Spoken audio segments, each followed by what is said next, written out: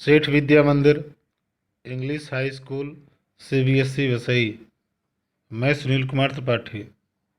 प्रिय छात्रों, आज हम कक्षा 8 विषय हिंदी पाठ 14 विराम चिन्ह के अंतर्गत भाग 1 का अध्ययन और अध्यापन करने चल रहे हैं।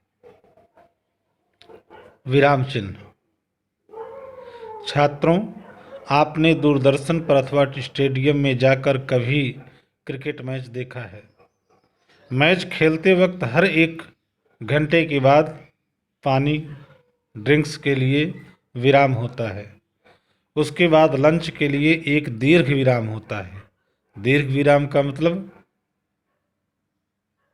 ज़्यादा समय के लिए। आपने कभी सोचा कि ऐसा क्यों होता है? कोई भी काम लगातार करते रहना बहुत कठिन होता है। लगातार काम करने से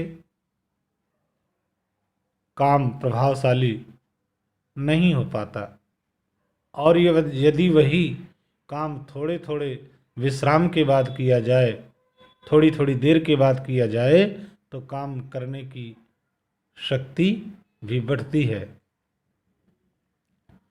तथा काम भी अच्छा होता है ठीक इसी तरह अपनी बात को प्रभावपूर्ण ढंग से कहने के लिए बीच बीच में रुकना पड़ता है। कभी हम अधिक समय के लिए रुकते हैं तो कभी कम समय के लिए। कभी किसी बात को सामान्य रूप में कहते हैं तो कभी तरीका बदल कर कहते हैं। लिखते समय बोलने के लिए इन ढंगों को प्रकट करने के लिए तथा रुकने की क्रिया को प्रदर्शित करने के लिए कुछ चिन्ह बना लिए गए हैं। ये चिन्ह विराम चिन्ह कहलाते हैं। विराम शब्द का अर्थ है रुकना।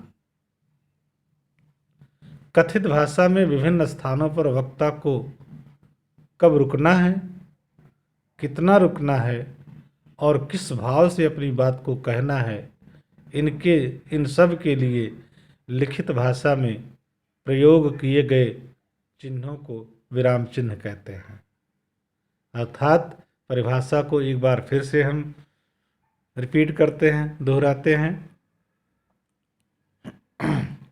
लिखित भाषा में प्रयोग किए गए चिन्हों को विराम चिन्ह कहते हैं।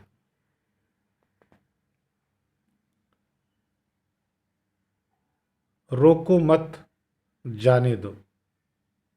रोको मत, जाने दो। कोई व्यक्ति विवेक की जेब काटकर उसका पर्स लेकर भागा। एक अनजान व्यक्ति ने यह देखा तो जेब कतरे को पकड़ने की कोशिश की, परंतु विवेक के उपर्युक्त वाक्य को सुनकर रुक गया और जेब कतरा भाग गया। विवेक यह देखकर बहुत हैरान हुआ। वास्तव में इसमें आश्चर्य की कोई बात नहीं, क्योंकि विवेक ने कहा ही कुछ इस ढंग से था जिसका तात्पर्य था कि उसे रोका ना जाए, जाने दिया जाए।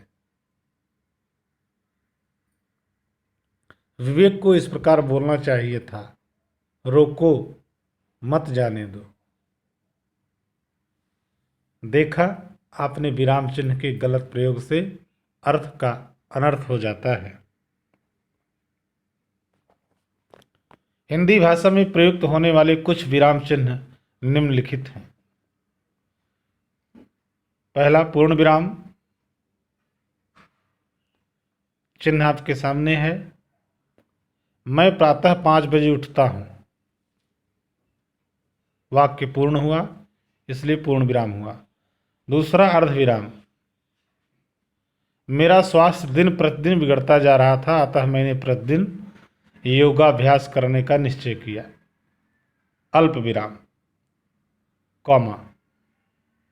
बच्चों, योगाभ्यास से जीवन नियमित बनता है।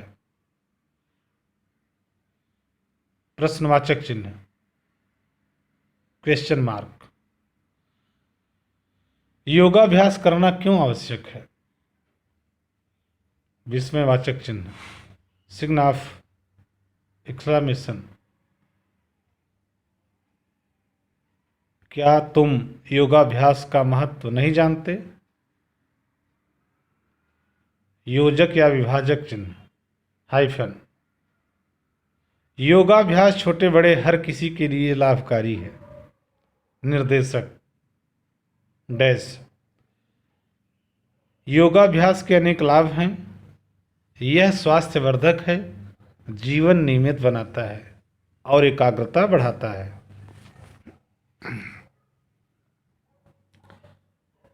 उद्धरण चिन्ह, दोहरा, इन्वर्टेड कॉमा। शास्त्रों में कहा गया है, योगाभ्यास को जीवन की दिनचर्या का एक अंग बनाओ। इकहरा चिन्ह, मैंने ऐसी अनेक पुस्तकें पढ़ी हैं जिनका विषय योगाभ्यास है। विवरण चिन्ह, योगाभ्यास का महत्व निम्नलिखित उदाहरणों द्वारा स्पष्ट किया जा सकता है।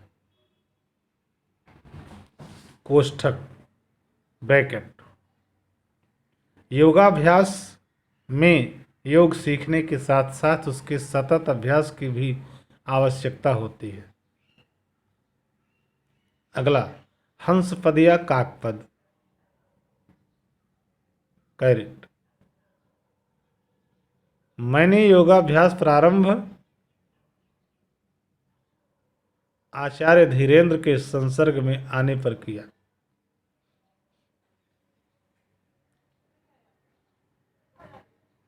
लाघव चिन्ह या संक्षेपक सूचक, एब्रिविएशन चिन्ह। आजकल डॉक्टर भी योगाभ्यास करने की सलाह देते हैं। तो इस तरह से हमारा आज का भाग 1 यहीं पर संपूर्ण हुआ। धन्यवाद।